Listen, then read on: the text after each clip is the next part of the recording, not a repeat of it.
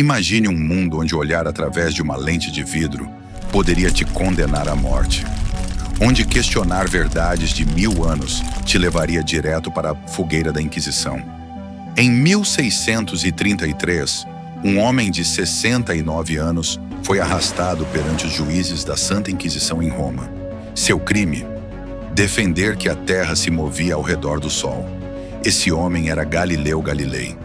E sua história mudaria para sempre como a humanidade descobre a verdade. Esta não é apenas a história da ciência. É a história de 4 rebeldes que arriscaram tudo para desafiar o poder mais temido de sua época.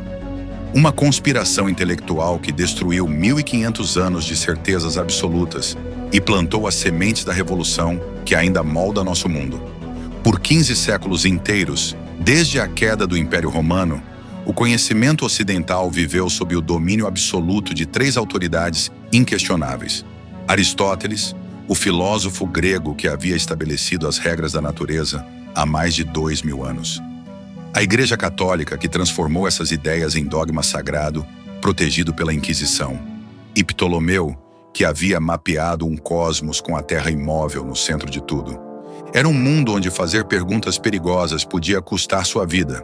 Onde Giordano Bruno foi queimado vivo em 1600 por sugerir que existiam outros mundos além do nosso. Onde a curiosidade era a heresia e a observação direta, um ato de rebelião contra Deus. Onde bibliotecas inteiras eram queimadas por conter conhecimentos perigosos. Onde eruditos passavam décadas inteiras debatendo quantos anjos podiam dançar na cabeça de um alfinete. Mas jamais ousavam questionar se os anjos existiam de fato. Mas 4 homens extraordinários decidiram que a verdade valia mais que suas vidas. O primeiro rebelde nasceu em Pisa, em 1564. Galileu Galilei não era apenas um matemático brilhante. Era um homem obcecado pela precisão, atormentado pela necessidade de provar cada afirmação através da experiência direta. Quando criança, ficava horas observando o pêndulo da Catedral de Pisa, cronometrando suas oscilações com as batidas do próprio coração. Filho de um músico, Galileu havia herdado o ouvido apurado para detectar quando algo estava fora de sintonia. E o mundo intelectual de sua época estava completamente desafinado. Sua mente inquieta o levou primeiro a estudar medicina, depois matemática, sempre questionando, sempre testando. Seus colegas o consideravam teimoso demais, perigoso demais. Ele fazia perguntas que ninguém queria ouvir. Essa obsessão o levou ao momento que mudaria sua vida para sempre. Enquanto todos acreditavam cegamente que objetos pesados caíam mais rapidamente, porque Aristóteles havia dito isso, Galileu teve uma dúvida terrível. E se o grande filósofo estivesse errado? Em seu laboratório improvisado, usando esferas de diferentes materiais rolando por planos inclinados, ele fez uma descoberta que o deixou tremendo de excitação e medo. Todos os corpos caem com a mesma aceleração, independentemente de seu peso. Uma pena e uma pedra, na ausência de ar, tocam o solo no mesmo instante. Era mais que uma correção técnica. Era uma declaração de guerra contra 2000 anos de autoridade aristotélica. Mas foi em 1609 que Galileu cruzou a linha que não havia volta. Comerciantes holandeses trouxeram uma invenção curiosa. A luneta, um tubo com lentes que fazia objetos distantes parecerem próximos. Galileu não apenas copiou o design, ele o aperfeiçoou obsessivamente, criando telescópios que ampliavam até 30 vezes. E então, numa noite fria de janeiro, ele fez algo que nenhum ser humano havia feito antes. Apontou esse instrumento diretamente para o céu. O que ele viu através daquelas lentes o deixou em estado de choque. 4 pequenos pontos de luz dançavam ao redor de Júpiter. Luas que claramente não orbitavam a Terra. Se Júpiter tinha seus próprios satélites, então nem todos os corpos celestes giravam ao nosso redor. O modelo geocêntrico que sustentava toda a cosmologia cristã acabara de desmoronar.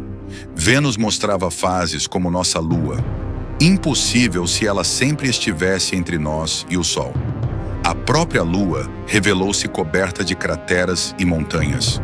Um mundo imperfeito como o nosso, não a esfera cristalina imaculada que a teologia exigia. A Via Láctea, que parecia uma faixa nebulosa a olho nu, explodiu em milhares de estrelas individuais através de suas lentes. O universo revelava-se infinitamente mais vasto e complexo do que qualquer mente medieval havia ousado imaginar.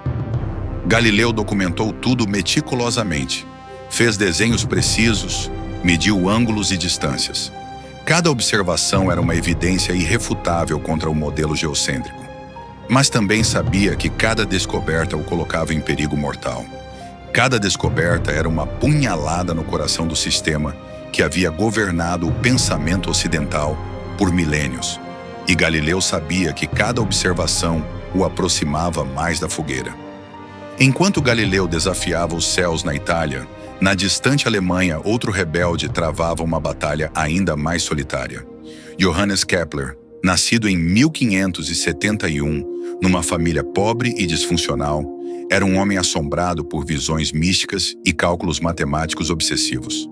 Desde criança, ele sofria de visão fraca e mãos trêmulas, defeitos que ironicamente o tornaram inadequado para observações astronômicas diretas, forçando-o a se tornar o maior matemático astronômico da história. Kepler sobreviveu a uma infância brutal, perdeu vários filhos, viu sua mãe ser acusada de bruxaria, mas em meio a tanto sofrimento, ele mantinha uma fé inabalável. Deus havia escrito um universo em linguagem matemática perfeita. Mas que linguagem era essa? A resposta chegou quando Kepler herdou o maior tesouro científico de sua época, os dados astronômicos de Tycho Brahe, 20 anos de observações mais precisas que qualquer coisa já vista na história. Tycho morreu em 1601, legando a Kepler milhares de medições celestiais e um pedido desesperado: encontre a ordem por trás do caos planetário. Kepler começou sua jornada convencido de uma verdade que parecia óbvia. Os planetas deveriam se mover em círculos perfeitos. O círculo era a forma mais divina, a única digna dos céus eternos. Por 8 anos torturantes, ele lutou para forçar os dados de Marte a obedecer à geometria circular. Chegou próximo, tão próximo que qualquer outro matemático teria declarado vitória. Seu modelo previa as posições de Marte com um erro de apenas 8 minutos de arco. Uma precisão extraordinária para a época, mas Kepler conhecia a qualidade obsessiva das observações de Tycho. 8 minutos de arco eram 8 minutos demais. E então veio um momento de genialidade que definiria toda a astronomia futura. Ele teve a coragem de abandonar os círculos perfeitos e aceitar uma forma que considerava geometricamente inferior, a elipse. Quando os cálculos finalmente funcionaram perfeitamente, Kepler chorou. Não lágrimas de alegria apenas, mas de alívio profundo após anos de tortura intelectual. As órbitas planetárias eram elipses, com o Sol ocupando um dos focos. Era ao mesmo tempo mais simples e mais belo do que ele jamais havia imaginado. Dessa descoberta nasceram suas 3 leis imortais que ainda hoje usamos para navegar no espaço. Planetas se movem em elipses, varrem áreas iguais em tempos iguais, e existe uma relação matemática precisa entre distância e período orbital. Leis que funcionavam não apenas para Marte, mas para todos os planetas conhecidos. Era a prova definitiva de que o cosmos obedecia a regras matemáticas universais.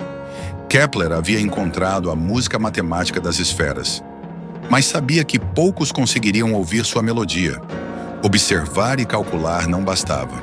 Era preciso criar um método para que qualquer pessoa pudesse descobrir a verdade sem depender de autoridades. E aqui entram os 2 últimos revolucionários. Na Inglaterra, Francis Bacon declarou guerra total ao que chamou de ídolos da mente, os vícios mentais que nos impedem de ver a realidade. Para Bacon, a filosofia aristotélica havia se tornado uma prisão intelectual, transformando a busca pelo conhecimento em um jogo infinito de comentários sobre textos antigos. Bacon identificou 4 inimigos da verdade: nossos preconceitos naturais como seres humanos, nossas distorções pessoais moldadas pela educação, as confusões causadas pela linguagem imprecisa e os sistemas filosóficos que nos vendem mundos inventados como se fossem reais. Sua solução era revolucionária: purgar a mente desses vícios e seguir um método experimental rigoroso. observar sistematicamente, registrar dados em tabelas organizadas, comparar resultados e inferir leis naturais através da análise. Era o nascimento do método científico moderno. Do outro lado do canal, na França, René Descartes atacava o problema por outro ângulo. Se Bacon era o mestre da observação, Descartes era o arquiteto da dúvida sistemática. Sua estratégia era radical: duvidar de absolutamente tudo até encontrar algo impossível de questionar. Depois de colocar em dúvida os sentidos, o mundo exterior, até mesmo seu próprio corpo, Descartes chegou à única certeza absoluta: cogito ergo sum, penso, logo existo. A própria ação de duvidar provava inegavelmente que existia uma mente pensante. Mas sua contribuição mais duradoura foi unir álgebra e geometria no sistema de coordenadas que revolucionou a matemática. Ao mostrar que qualquer curva pode ser representada por uma equação, Descartes transformou a matemática na linguagem universal da natureza. E então aconteceu a síntese que mudou o mundo para sempre. Newton pegou o telescópio de Galileu, as leis de Kepler, o método de Bacon e a matemática de Descartes, e mostrou que a mesma força que faz uma maçã cair também mantém a Lua em órbita. A gravitação universal era a chave que abria todos os segredos do cosmos. Einstein levou essa visão ainda mais longe, revelando que o próprio espaço e tempo se curvam e esticam. E hoje, 400 anos depois, usamos as leis de Kepler para navegar rovers em Marte. Construímos telescópios espaciais seguindo os princípios ópticos de Galileu. E nossa civilização tecnológica inteira existe porque 4 homens tiveram a coragem de questionar verdades aparentemente inquestionáveis. Quando olhamos para as estrelas hoje, não vemos mais o universo medieval de esferas cristalinas e círculos perfeitos. Vemos a dança infinitamente complexa e bela da realidade em toda a sua glória. Tudo porque Galileu preferiu olhar através de uma lente a aceitar verdades prontas. Porque Kepler escolheu a precisão matemática sobre a beleza geométrica. Porque Bacon e Descartes criaram ferramentas para que qualquer pessoa pudesse descobrir a verdade por si mesma. Eles provaram que as ideias mais revolucionárias nascem não de aceitar o que nos dizem, mas de ter coragem para fazer a pergunta mais perigosa de todas: e se estivermos errados? Mas esta é apenas a primeira parte de uma jornada muito mais fascinante e maior. Porque a revolução que eles corajosamente iniciaram revelaria descobertas ainda mais extraordinárias. Se você quer saber como um obscuro encadernador inglês descobriu forças invisíveis que hoje conectam o mundo inteiro através do Wi-Fi e das comunicações sem fio, se inscreva no canal. No próximo capítulo, A Luz da Sombra, vamos descobrir como Michael Faraday transformou o que parecia apenas curiosidade científica inútil na tecnologia que define nossa era digital. Think in the Void.